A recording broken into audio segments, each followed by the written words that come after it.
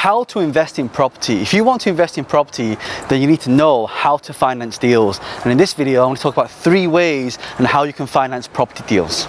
Be sure to hit the subscribe button and turn on the bell notifications so you don't miss out on all the new videos that I create on business, entrepreneurship, marketing, sales, and different ways to create income streams.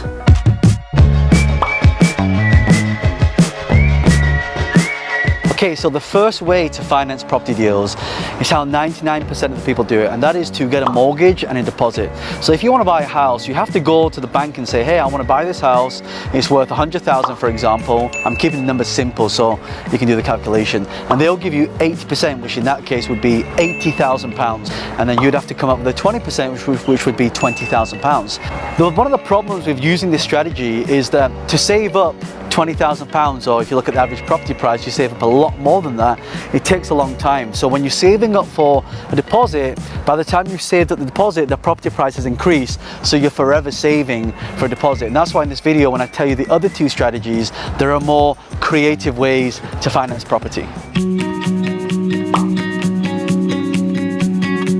Okay, so the second way to finance your property is to use a creative strategy called seller financing. Now, why would people want to use seller financing? Well, you've heard of the concept known as equity rich and cash poor, but you've also heard of equity poor but cash flow rich. So what does that mean? Equity poor means that people don't have a big chunk of cash, but sometimes they make a lot of money every single month. For example, there's some people that make 10, 15, 20, 30, 50, 100,000 a month, but at the end of it, because they got so many outgoings that they actually have nothing left. So one of the ways to finance property deals is to go to the seller who actually already has the mortgage on the house and let them become what they call your mortgage host. So again, let's keep the figures very simple. If the property's worth 100 grand and you don't have 20 grand to put into the house, but you can afford the payments on a £100,000 house, for example, then you can actually ask the seller to say, well, what's the mortgage right now? If it's £500, then what you can do is you can come in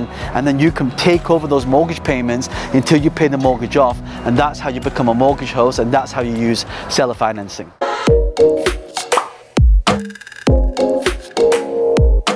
Okay, number 3, this is the most powerful one, is to use crowdfunding. So what is crowdfunding?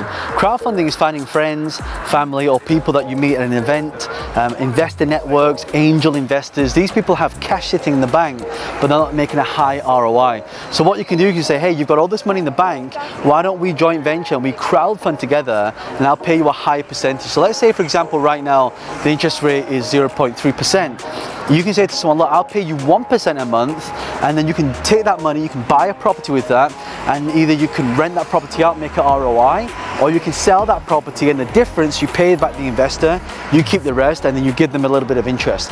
That's one of the ways to grow a property portfolio fast, because again, in the first strategy that I shared with you, if you're saving up for a house, it can take quite a long time to do that. But if someone's got 100,000, or you've got 5 people that got 100,000, you can put $500,000 together, put that into a house. So when you've got buying power, you now have negotiation power. So you can buy properties below the market value. So find lots of investors and create your own crowd fund and partner together, so there you've got a lot of finance and you have buying power.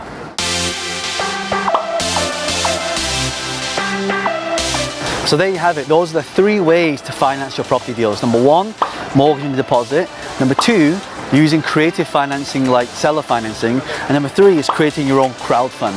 Now, if you've enjoyed this, then do me a favor, give me a thumbs up and make sure you hit subscribe and turn on the bell notifications so you don't miss out on my next videos. And if you have any questions whatsoever, leave a question below and I'll do my very best to personally answer those questions for you. Bye for now.